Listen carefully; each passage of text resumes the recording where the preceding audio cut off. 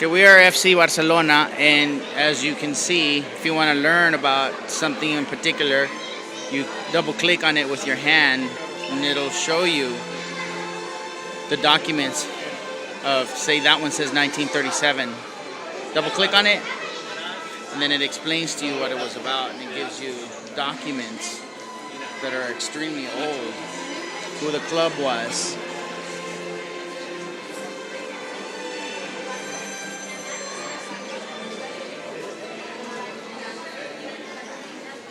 Okay, let's go to the earlier years, the later years, I should say.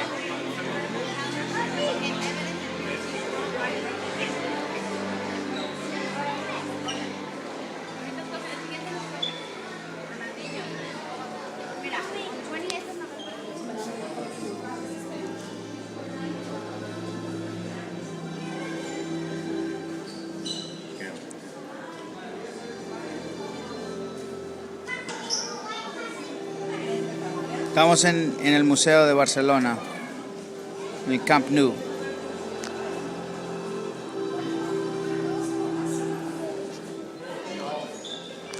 Estamos viendo las celebraciones.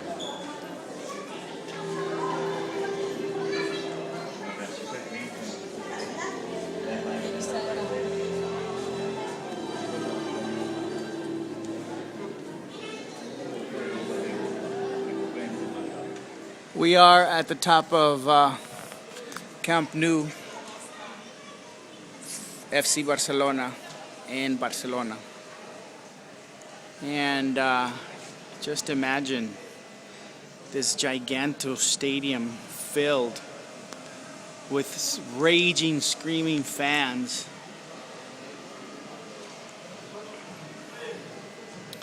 We're gonna go down there in a few minutes and check out the play area. This is where the TV people are. There's lots of tourists. When we went to Real Madrid for Santiago Bernabeu, we got there at like 8:50 or no 9:50 in the morning. So we had the whole stadium to ourselves. Not very many people were there yet. Today we woke up late. This street didn't exist. It was just like the back streets we came through before. The city council pulled down a huge number of apartment blocks to make way for this Rambla, to kind of try and open up the city, or open up the district, and literally let some air and some light into the place. And at the same time they made the Rambla, they also placed the cat sculpture here, which is by a Colombian sculptor artist called Fernando Botero. Now, if you look up the Rambla, you can see just in the very top distance the Tibidabo Basilica, the church that sits on the Tibidabo hill. You can also see that church lit up really dramatically at night time. It's a good view. Now, that's kind of the beginning point of Barcelona. Barcelona basically sits between two natural borders. It sits between the hills, the Collserola hills, and then obviously the sea on the other side. It doesn't really expand from those natural borders. Okay, so we're going to move on. We're going to cross the very famous Rambla of Barcelona, and we're going to move into the Gothic portion, the very Gothic. Same site. Later, under the Moorish occupation in Spain, there was a mosque. So there's always been a sort of centre of worship. Now, Barcelona, its origins were a small Roman settlement called Barcino. And so here is a really good opportunity to see some original pieces of the old Roman wall that would have surrounded the town. Some of this is original stone in its original position. Obviously with some fortifications in places. That's not original Roman concrete. Now, on the other side, this is the architecture school of Barcelona, which, if you ask me, is ironic, because it probably is an example of how not to build an interesting building. Anyway, what's more interesting is the frieze on the front, which is a sketch taken from Picasso. Now, Picasso lived very famously in Barcelona in his teenage years, sort of the age 14 to about 22, and then he moved off to Paris. But interestingly, he was born in Malaga in the south of Spain, but he really always considered himself to be Catalan. That was the identity he held throughout his career. And also his time in Barcelona holds an early formative period known as the Blue Period, a lot of which is held in the Picasso Museum, along with other selection of his works. So if you dig Picasso, then that's where to head, is the Born.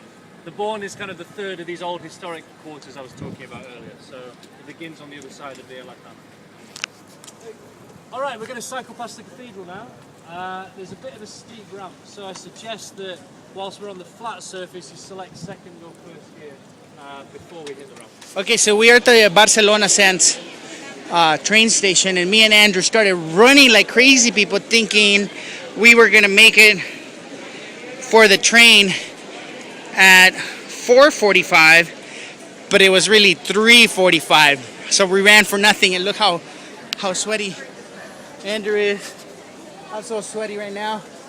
We ran like crazy people, like Home Alone. We ran for our life. We ran through the whole station here. People are looking at us weird, probably. But I guess that's just part of not knowing what to do. Not knowing you Look. spent 4 hours.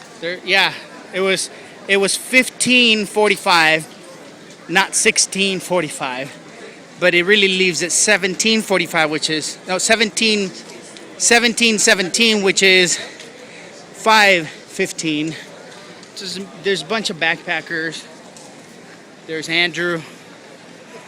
There's some people that travel without backpacks. They travel with small bags like that, which I think it's a pain in the butt, especially when you take the stairs. Here. Look at my arms. Can you see how sweaty everything is? Yeah, it's all shiny. All right, I need some water.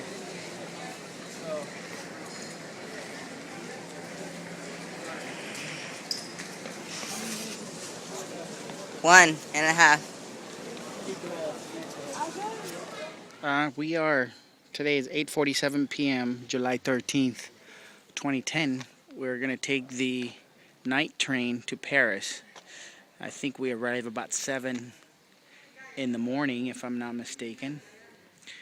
This city is called Cerbère, and communicating in French has been a challenge, and we've only been here for about 10 minutes. If you see that house up there, which is kind of hard to see, that's Spain. On this side is France. That way is France. So, Andrew's in the restroom right now. And we should be leaving in about 30 minutes or so, at the most.